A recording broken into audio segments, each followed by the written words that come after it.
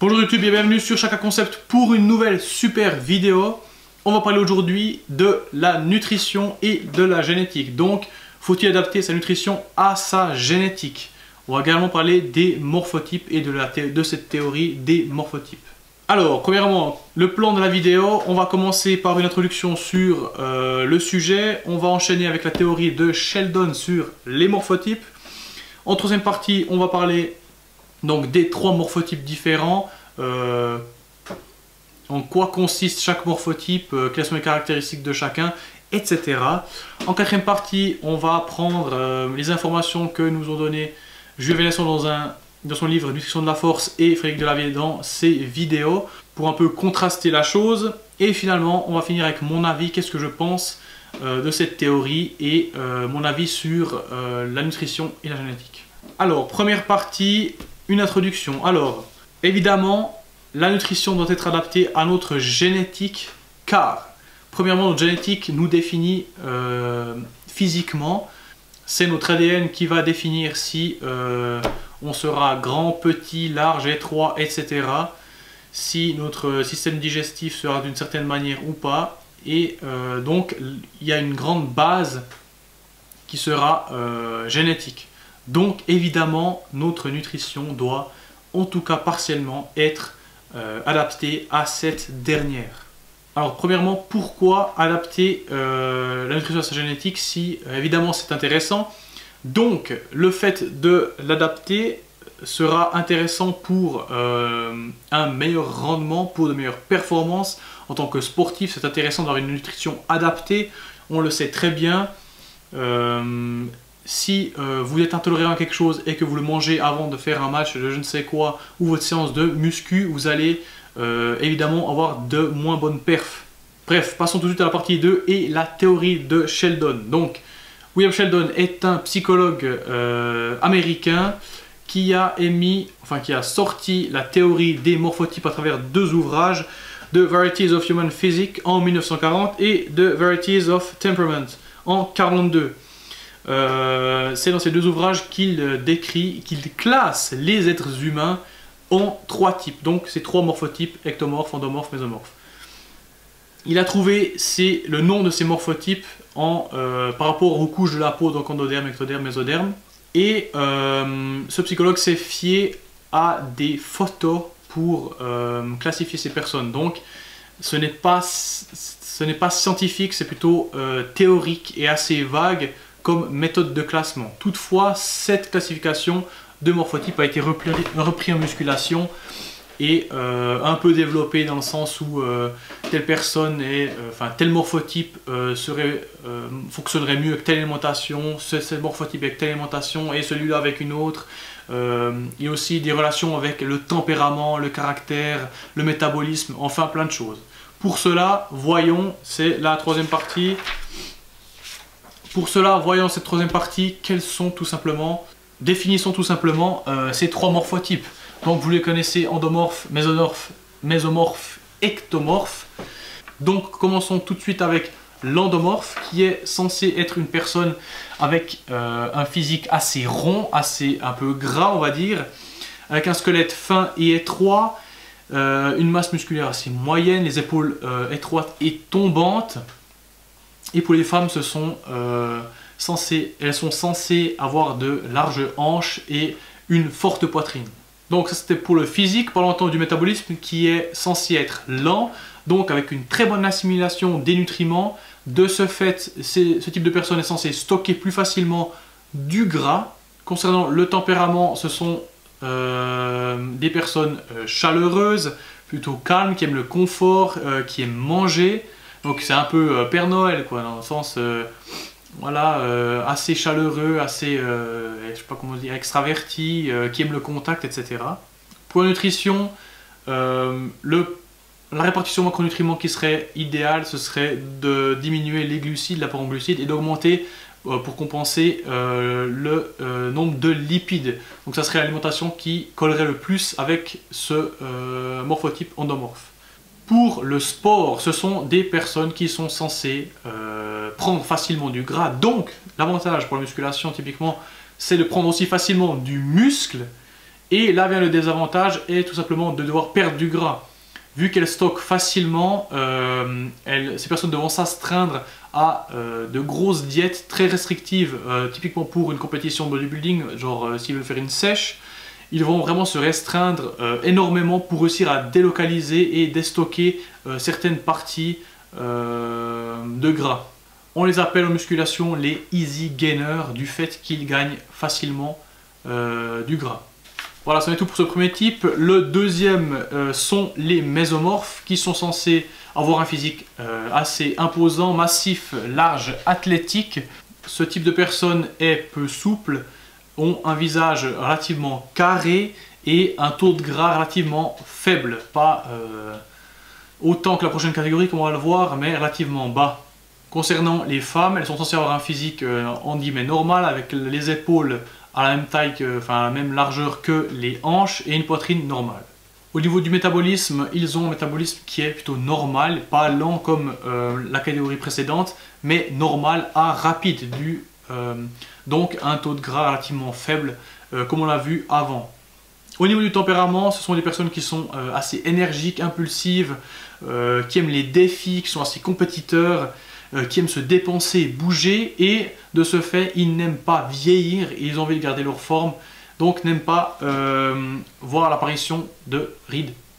Au niveau de l'alimentation, ce sont des personnes qui ne sont pas très compliquées. Au niveau de la répartition des macronutriments, c'est assez variable. C'est des personnes qui réagissent bien à l'augmentation des lipides et des glucides. Toutefois, un rapport normal en glucides et en lipides est parfait. Au niveau sportif, ce sont évidemment le type de personnes entre guillemets idéales pour la pratique de sport, car ils prennent, en tout cas la musculation, car ils prennent facilement du muscle, perdent facilement du gras. Donc pour les compétitions, c'est intéressant, et pour la prise de muscle également. Voilà pour ces mésomorphes, et l'on passe maintenant à la dernière catégorie qui sont les ectomorphes. Donc vous l'aurez compris, l'inverse des endomorphes, avec un physique fin, une ossature fine, un visage assez pointu et fin, très peu de muscles, de la difficulté à prendre du muscle. Ce sont des personnes qui sont relativement maigres et sèches, et pour les femmes, ce sont des femmes qui sont relativement étroites, avec généralement une petite poitrine. Ces personnes sont censées avoir un métabolisme rapide, donc ils stockent très peu de gras et assimilent donc largement moins bien les nutriments que les deux autres catégories. Au niveau du tempérament, ce sont des personnes qui sont censées être sensibles, nerveuses et sujets à des problèmes de sommeil, des troubles de sommeil. Au niveau de la nutrition, ce seront des personnes qui marcheront bien aux glucides, donc l'astuce est d'augmenter les glucides pour ces personnes et de diminuer les lipides, contrairement aux endomorphes. Et finalement, par rapport à la pratique sportive et plus particulièrement de la musculation, ce sont les personnes qui ont vraiment de la peine à prendre de la masse. C'est d'ailleurs grâce à ces personnes que les compléments alimentaires ont fait des gainers, on les appelle les hard gainers. Donc vous voyez des gainers, hard gainers avec 90% de glucides de mauvaise qualité, le top pour ne pas être en forme. Donc c'est vraiment l'opposé des endomorphes. Ensuite, passons à la quatrième partie qui est l'avis, entre guillemets, je les ai pas interviewés, mais de Julien Vénesson et Frédéric Delavier. Premièrement, pour cette partie, j'aimerais préciser que l'on ne parlera même pas de viande, pas viande, gluten, pas gluten, lait, pas lait. On va même pas parler de ça, on parlera vraiment en gros de macronutriments, glucides, lipides, protéines. Concernant Julien Vénesson, je me suis inspiré de son livre Nutrition de la force. Donc, si vous l'avez, rendez-vous au chapitre 2 qui s'appelle Vers une nutrition personnalisée. Donc, il nous rappelle la théorie de Sheldon, précise que c'était une théorie vague qui ne repose pas sur des faits scientifiques et on ne peut donc pas se fier à cette théorie. Puis il nous propose une nouvelle classification basée sur des faits scientifiques, notamment le type de fibre musculaire qui privilégie telle ou telle alimentation, et nous propose une classification qui dépend de votre tendance à performer dans différents domaines. Si vous êtes, on va dire, très endurant ou très explosif, c'est grâce à cela que vous pourrez vous classer dans ces catégories N1, N2, N3. Donc évidemment, c'est une approche très intéressante et qui ne dépend pas d'observation de photos, qui repose sur les faits scientifiques. Donc si vous voulez aller plus loin par rapport à ça, je vous invite à acheter son livre Nutrition de la force. Il y aura également beaucoup d'autres informations intéressantes à l'intérieur de cet ouvrage. Ensuite, concernant Frédéric Delavier, lui il nous parle, son approche est beaucoup plus darwinienne, donc c'est plus évolutionniste comme approche. Donc il nous parle des différentes tribus qui ont subi telle influence, dans le sens, si vous êtes un Européen du Nord, à la préhistoire, vous aviez tendance à manger beaucoup de gras l'hiver, étant donné qu'il y a de la neige, il n'y a plus rien qui pousse, vous ne pouvez plus rien manger d'autre que boire du lait et au final manger de la viande et du gras. Donc ça a influencé le métabolisme, et donc ces personnes qui descendent de ces Européens du Nord auront tendance à mieux marcher à la graisse et aux protéines, à l'inverse par exemple, là, il dit les Méditerranéens qui ont une très bonne assimilation du blé et des céréales, du fait qu'il y ait du soleil, il fasse beau, ils aient plus eu tendance à cultiver des céréales, etc. Et ils étaient moins sujets à des grands froids comme les Européens du Nord.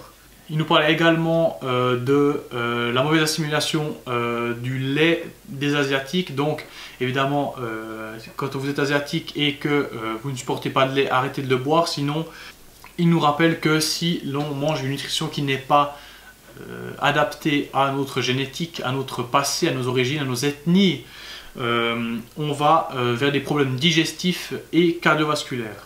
Un autre point intéressant, il nous appelle à analyser personnellement nos tolérances. Donc si vous tolérez, gardez cet aliment. Si vous ne tolérez pas, ne le gardez pas. Si vous voyez que vous fonctionnez plus à un macronutriment plutôt qu'à l'autre, privilégiez ce qui fonctionne pour vous. Et je trouve que c'est une approche très intéressante. Et voilà, c'en est tout pour ces deux auteurs très intéressants. Je vais vous donner maintenant mon avis dans cette 5e partie.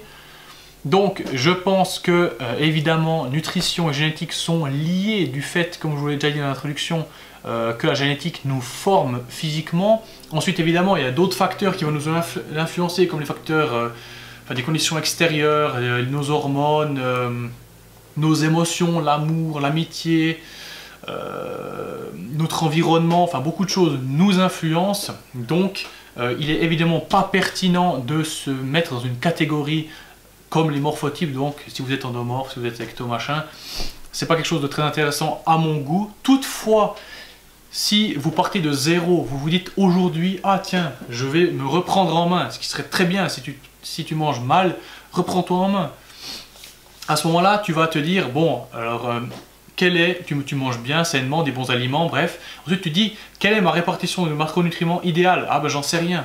Et à ce moment-là, il serait intéressant de regarder ces morphotypes et te dire, voilà, je suis plutôt quelqu'un de fin, sec, donc là je suis plutôt nerveux, donc tu te sens appartenir aux ectomorphes, donc tu te dis, bon, alors je vais me diriger. Il ne faut pas prendre aux pédalettes ce qu'on te dit, ce que cette théorie te dit, et te mettre dans un moule. Il faut rester libre et te dire, voilà, je me dirige vers cette destination, vers cette idée, vers cet ensemble, et tu te dis, bon, voilà, vu que je suis assez fin, je vais augmenter mes glucides, un peu diminuer mes lipides, et je vais voir qu'est-ce qui se passe. Si tout se passe bien, génial, continue comme ça, et continue d'autres affinements.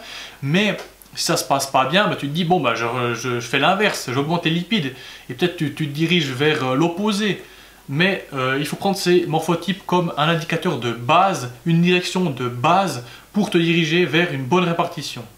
Et ensuite, en conclusion, je voudrais conclure par une phrase de Frédéric Delavier qui a dit dans sa vidéo, vous êtes votre propre cobaye, ce que je trouve très juste, car en effet, c'est vous et vous seul qui ressentez les effets de votre alimentation. Donc si vous buvez du lait tous les matins et qu'à un moment vous sentez que vous ne digérez pas, que le lait ne passe plus, à ce moment-là, réfléchissez, supprimez-le, prenez, je sais pas, du lait d'amande ou ne buvez juste plus de lait et faites des ajustements nécessaires pour être bien, avoir une bonne digestion. Si votre digestion n'est pas bonne, c'est souvent signe d'une mauvaise alimentation. Et je vous rappelle que une mauvaise digestion, si vous êtes sportif, entraînera de mauvaises performances dues à la mauvaise assimilation et au dérangement que cela entraîne lors de la pratique sportive, tout simplement. Donc finalement, pour conclure, si vous voulez plus d'informations sur la nutrition de la force de Julien Ménesson, allez regarder, enfin acheter son livre. Il y a plein de choses intéressantes. Si vous aimez la théorie darwinienne, évolutionniste de Frédéric Delavier, allez voir ce qu'il fait. Il y a vraiment aussi beaucoup de choses très intéressantes et ces vidéos sont très variées. Et finalement, si tu n'es pas encore abonné à ma chaîne et que ce genre de vidéo te plaît, dis-le moi en commentaire. Si tu penses que les morphotypes sont une bonne théorie, c'est très bien. Dis-le moi en commentaire également, je serais ravi d'entendre ta version. D'ici là, je te dis à dans quelques jours pour une prochaine super vidéo. Ciao!